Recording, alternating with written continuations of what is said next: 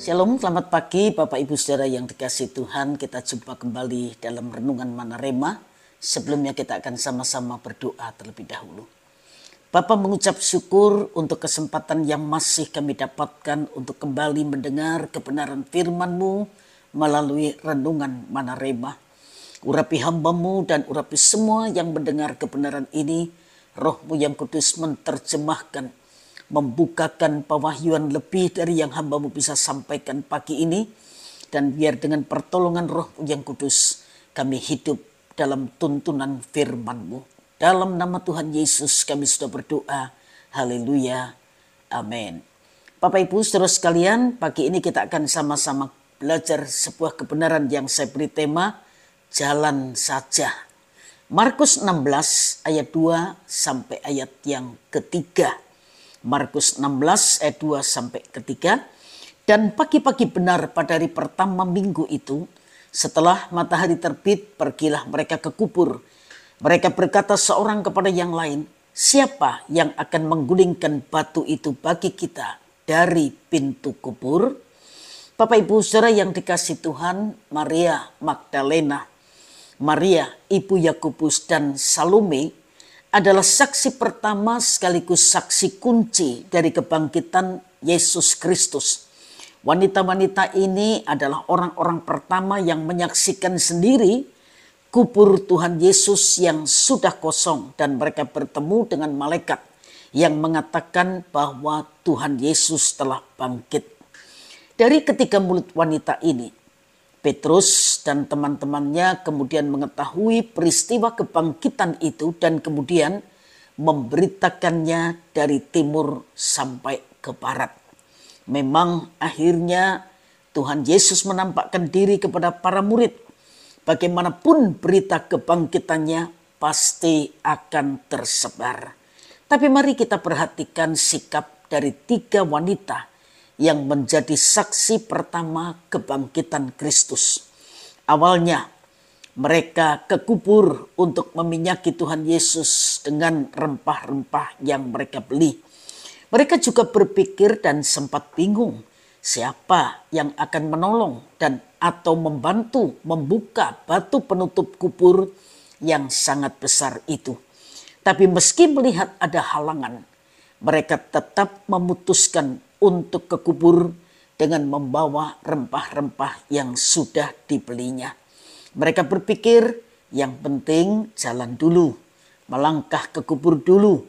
Dan benar juga tekad mereka untuk melanjutkan perjalanan ke kubur itulah yang akhirnya membuat nama mereka terlibat dalam sebuah peristiwa besar dalam sejarah kekristenan. Bapak Ibu saudara yang dikasihi Tuhan, dalam menghadapi kehidupan sehari-hari, kadang kita juga tidak berani melangkah karena melihat penghalang-penghalang yang ada di depan kita. Kita bingung ketika kita ada di persimpangan jalan. Tapi kalau kita lihat, untung wanita-wanita itu tidak memiliki sikap menunda tujuannya untuk ke kubur hanya karena menghadapi batu penutup kubur yang besar. Kita memang tidak pernah tahu apa dan tidak bisa memprediksi apa saja yang bakal terjadi di depan kita. Di depan mungkin kita bisa saja menjumpai batu-batu yang besar yang menghadang langkah kita. Tapi mari kita tetap melangkah kalau kita merasa jalan kita tidak menyimpang dari kehendak Tuhan. Dengan keyakinan Tuhan akan menolong dan tidak akan membiarkan kita sendirian. Kita tidak punya kekuatan untuk menggulingkan batu besar di depan kita seperti tiga orang wanita tadi. Tapi ketika kita berani melangkah, Tuhan memberikan pertolongannya dan kita akan melihat batu penutup kubur itu sudah terguling. Menunggu sampai semua sempurna berarti kita tidak akan melangkah dan melihat mujizat yang Tuhan kerjakan dalam hidup kita.